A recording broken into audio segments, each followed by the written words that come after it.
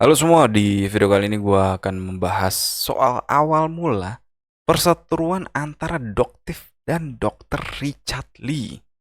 Yang mana ini lagi ramai banget ya dibahas dan sampai ke pelaporan ke polisian.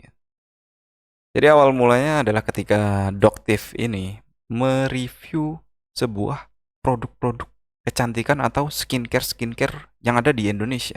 Tapi siapakah Doktif ini? Kok review-review skincare? Doktif ini adalah dokter kecantikan yang tidak mau disebutkan nama aslinya dan berasal dari Surabaya. Dari sini cukup itu doang sih yang bisa ditemukan karena itu juga statement dia di podcast Densu.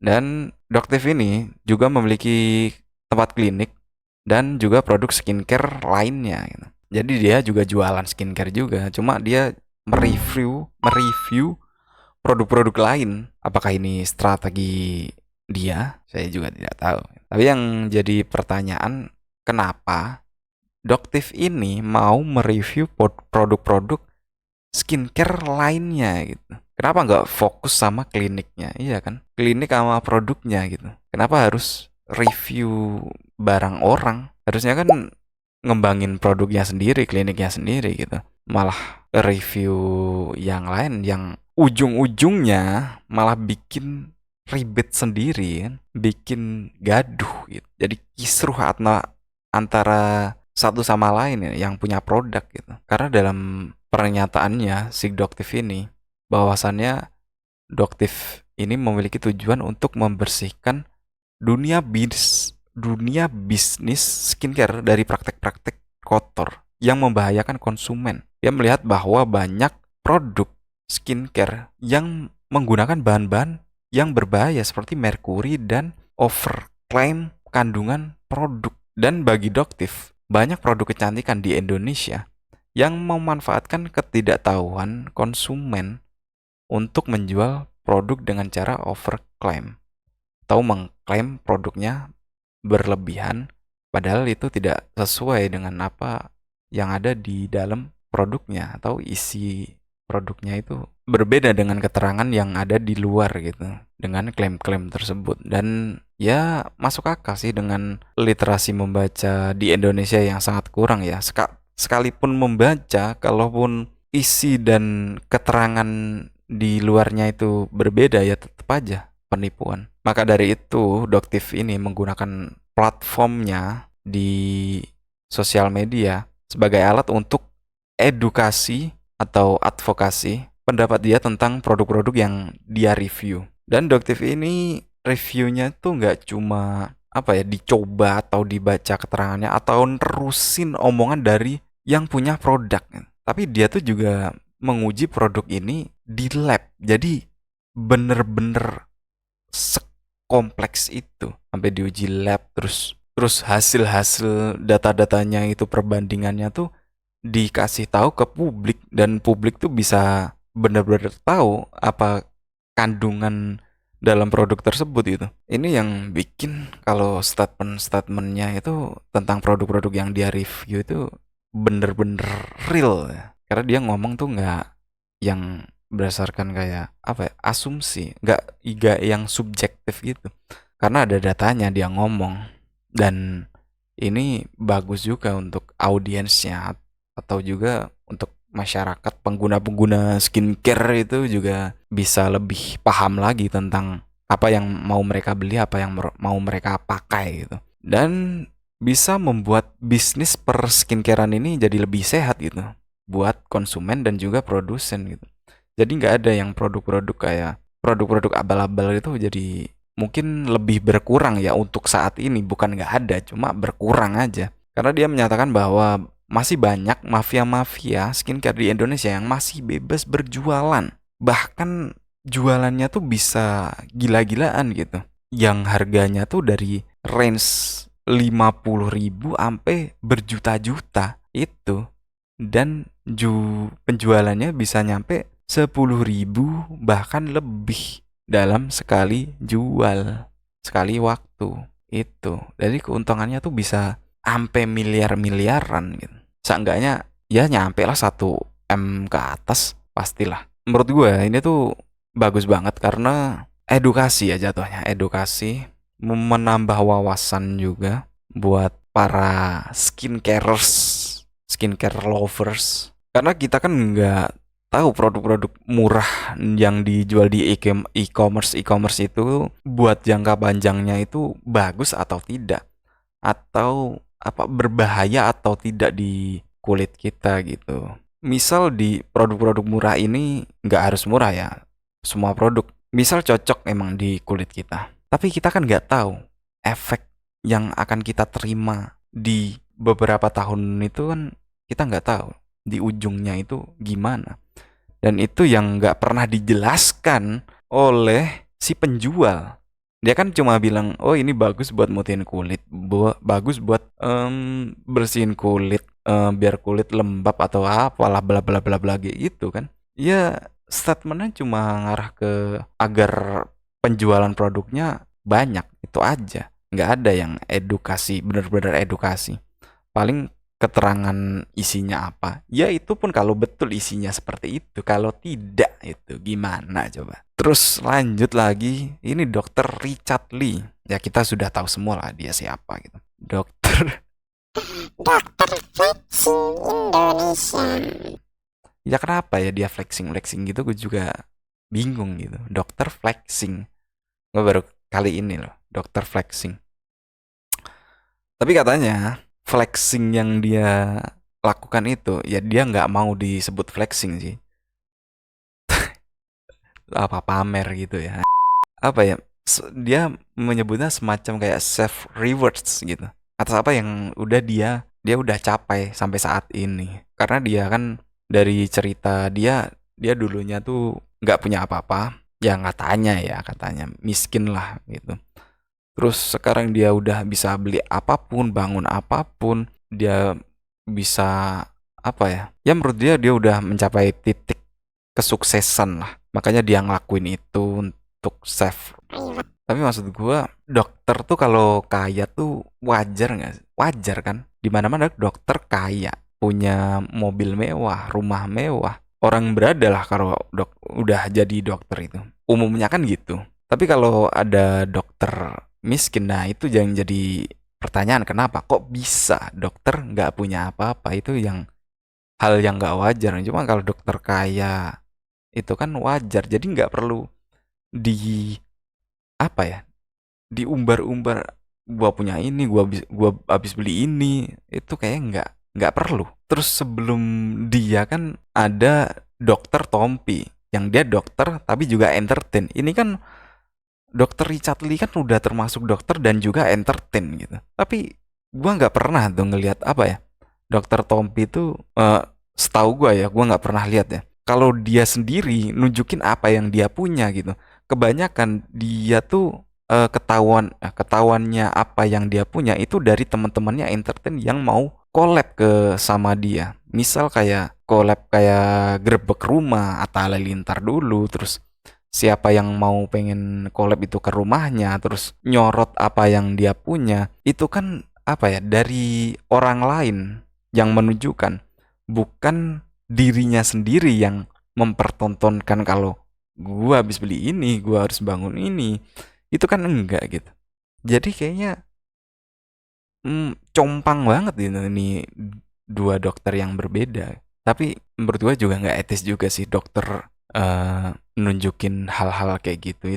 Kalau ya kalau lu bisnis entertain banget, kayaknya nggak nggak pantas. Ya sekalipun lu di dunia entertain, kayaknya hindari aja sih kayak gitu. Harusnya lebih ke edukasi harusnya ya. Karena dokter kan tujuannya kan buat membantu, bukan memperkaya diri. Ya kalaupun memperkaya diri itu kan bonus, karena apa yang udah dia lakuin gitu, ngebantu orang. Kalaupun ada dokter miskin, itu lu lihat yang diomongin Deddy Corbuzier di kontennya, di videonya yang terbaru itu yang ngebahas perselisihan ini. Itu ada dokter siapa lupa, Gunawan kayaknya. Dokter Gunawan yang itu jual rumahnya untuk keperluan pengobatan pasiennya. Ini dokter jual rumah buat keperluan medis pasiennya. yang sangat berbeda sekali dengan dokter satu ini yang kayak dia jualan mulu nggak sih? Gua ngelihatnya itu dia jualan mulu anjir brandingnya dari awal. Ya, menurut gue dokter kayak dokter Gunawan itu dokter-dokter yang nggak kaya harta cuma kaya pahala. Dia flexingnya tuh flexing pahala gitu. Bener-bener the real dokter tuh kayak gitu. Menurut gua ya. Nggak, ya emang harusnya dokter tuh kayak gitu sih. Nggak yang apa ya mikirin diri sendiri tuh bukan dokter, tapi lebih ke pebisnis. Tapi itu pendapat gue ya. Balik ke intinya tadi pembahasannya. Bagaimana kok mereka ini bisa berseteru gitu. Ya awal mulanya dari tanggapan Dr. Richard Lee mengenai cara Doktif ini untuk melawan produk-produk skincare yang abal-abal. Bukan dengan cara bukan apa ya? Bukan caranya aja yang dikritiki, cuma setiap argumennya Doktif ini yang dia apa ya? Yang dia nunjukin data-data hasil labnya itu juga dilawan balik gitu sama dokter Richard Lee dan perbedaan pandangan juga sih jadi pemicunya. Yang mana keduanya ini saling nanggapin itu pernyataan satu sama lain melalui media sosial. Jadi mereka tuh satu bikin pernyataan, satunya lagi bales pernyataan itu, terus dibalas lagi. Ya, cuma gitu-gitu aja gitu. Nggak pernah ketemu ini berdua tuh. Nggak pernah tatap muka, belum pernah ketemu sama sekali. Tapi sebenarnya tuh ini kan kemarin mau benar-benar ketemu, hampir ketemu. Hampir ya. Tapi sayangnya tidak jadi. Karena Doktif ini memutuskan untuk tidak hadir karena untuk menjaga semuanya supaya bisa kondusif, agar tetap kondusif. Dan dia tidak ingin ada hal-hal yang tidak diinginkan ketika mereka berdua ini ketemu. Ya mungkin emosi ya mungkin. Cuma ya kayak mungkin wajar sih kalau kayak gitu semuanya. Nggak tahu, gue pusing aja sih dengerin podcastnya pas Dokter Richard Lee sama Densu ngobrol kayak ya ampun, gue kayak diputer-puter kepala gue anjir. Cuma pas yang Doktif di podcast itu selanjutnya itu kayaknya alurnya lurus aja gitu, nggak yang muter-muter. Nggak tahu dah itu perasaan gue doang apa gue yang goblok. Cuma gue goblok juga sih, makanya gue agak pusing. Yang mana permasalahannya ini sampai Doktif ini mereview produk dari Dokter Richard Lee ini. Dan ditemukannya beberapa hal aneh dari produk Dokter Richard nih. Seperti produk yang berbeda tapi isinya sama. Terus produk-produk yang dirasa diri label. Terus ada lagi stem cell yang tidak sesuai dengan apa yang diklaim. Terus ada lagi real stem cell ini lucu banget anjir, real stem cell. Sumpah lucu banget real stem cell. Nggak tahu ini gimana sih. Lucu dan ironi lebih. Surat izin praktek yang tidak ada di tempat praktek. Dugaan dugaan misleading information terkait stem cell yang dilakukan di klinik kecantikan Dr. Richard Lee, kecantikan Dr. Richard Lee. Dari hal-hal tersebut, untuk ngebantah semua dugaan tersebut, Dr. Richard Lee datang dong ke podcast Densu untuk menjelaskan semuanya gitu. Dan di dalam podcast itu dia juga turut meminta maaf kepada publik kalau ada yang salah dari klaim-klaim yang dia lakukan di produknya. Dan juga ada beberapa bantahan yang dilakukan Dr. Richard Lee terkait surat izin praktek dan klaim tentang stem cell-nya. Sumpah pusing banget ya dengerin dia jelasin. Sebenarnya kayak orang intelek pada umumnya sih dia jelasinnya. Berwawasan banget, cuma gue kayak pusing aja sih dengernya. Tapi pada intinya yang jelas dia ada pembelaan lah untuk produk-produknya dan dia juga bawa bukti-bukti, bawa data-data untuk memperkuat argumennya tentang hal-hal yang aneh di produknya gitu. Dan pada saat yang sama juga ternyata beliau Dr. Richard Lee ini telah dilaporkan ke pihak kepolisian oleh Doktif. Dan tanggapan beliau, ya ya terserah gitu katanya. Dia siap-siap aja gitu. Jadi nggak ada masalah. Dia bakal ngelawan juga. Nggak ngelawan sih. Dia siap untuk itu semua gitu. Jadi nggak ada perdebatan untuk pelaporan itu. Terus lanjut nggak lama setelah pertemuan gagal itu yang pada akhirnya cuma ada Dokter Richard Lee, itu giliran Doktif yang ke podcast Densu dengan membawa beberapa sampel produk dari Dokter Richard Lee. Doktif ini menjelaskan semua perbedaan dari argumen Dokter Richard Lee yang sebelumnya gitu. Jadi di sini tuh dia ngebantah semua argumen dari apa ya? Dari data-datanya itu dibantah semua. Tapi ini masih dugaan. Kenapa masih dugaan? Karena bukti-buktinya tidak ditunjukkan di publik, nggak ditunjukkan di umum. Jadi dia cuma nunjukin ke Densu aja. Jadi nggak dikasih ke publik karena bukti-bukti itu akan dikasih tahu ketika di pengadilan katanya. Nah, kayak gitu. Tapi di sini gua nggak ngebela siapapun ya. Cuma kalau dilihat di sini tuh yang aneh tuh nih Dokter Richard Lee anjir. Kenapa aneh? Ya satu dari izin praktek yang nggak ada. Terus tiba-tiba ada. Terus dan yang harusnya izin praktek itu ditaruh di tempat praktek, dia tidak taruh gitu, nggak dipajang. Dan ternyata hal itu adalah hal yang wajib dilakukan oleh seorang dokter ketika dia membuka tempat praktek.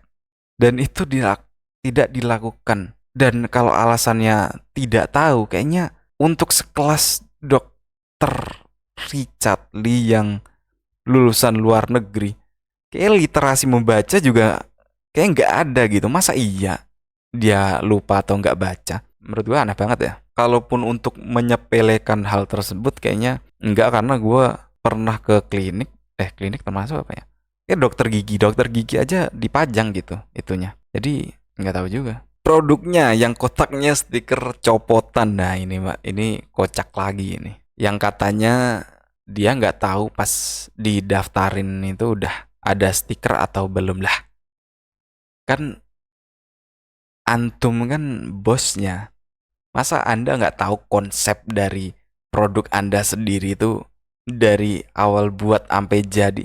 Maksud gue harusnya lu tuh tahu apa ya, spesifik produk lu tuh apa gitu. Ini yang aneh banget tuh ini juga. Soalnya udah di apa ya, di kotak produknya tuh kayak udah ada space buat naruh stiker itu gitu. Jadi kayak ada space tersini. Jadi buat naruh stiker itu tuh nggak ada apa ya, nggak ada tulisan di baliknya, jadi emang kayak khusus buat stikernya aja gitu. Dan di dalam isinya itu, isi dari produknya itu bentukannya sama kayak produk yang lain yang harganya bahkan lebih murah itu.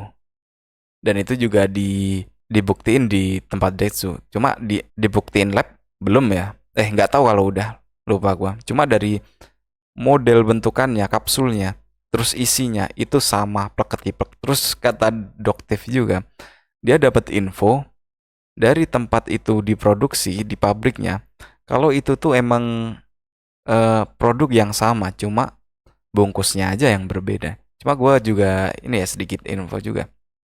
Gue pernah kerja di pabrik makanan, ice cream. Terus ada sebuah produk yang kemasannya berbeda. Yang satu tuh judulnya juga berbeda gitu. Isinya kalau nggak salah madu. Terus yang satu coklat madu. Terus yang satu coklat apa gitu. Pokoknya judulnya beda gitu. Yang judulnya tuh keterangannya tuh isinya tuh berbeda. Tapi padahal pas di dalam isinya sama, cuma beda kemasan doang. Jadi kayaknya apa ya? Ya permainan inilah, permainan di dalam aja sih.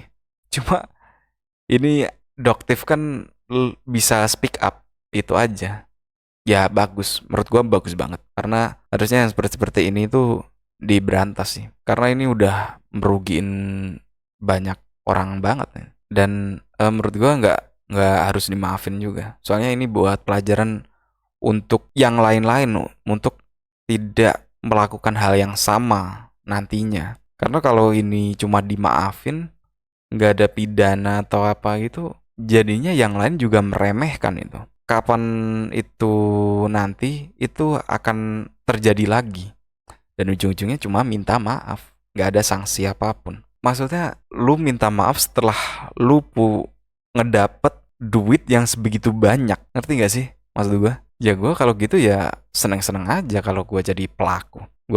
Duit udah gua terima semua, terus ternyata produk tidak sesuai, tapi nggak bisa dibalikin, ya udah gua minta maaf, diterima, udah selesai. Gua tetap untung kayak gitu. Terus cara menjelaskan produk stem cell-nya yang ini dari Doktif ya. Dia tuh nanya dari WhatsApp klinik Dr. Richard Lin. Ditanya tentang stem cell-nya. Terus dijawab dari WhatsApp itu. Dan keterangan yang ada di WhatsApp ternyata berbeda ketika dia datang langsung ke tempat kliniknya.